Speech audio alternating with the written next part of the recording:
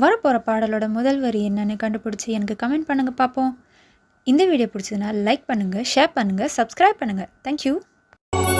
அன்னத்தை தொட்ட கைகளினால் மது கிண்ணத்தை இனி நான் தொடமாட்டேன்.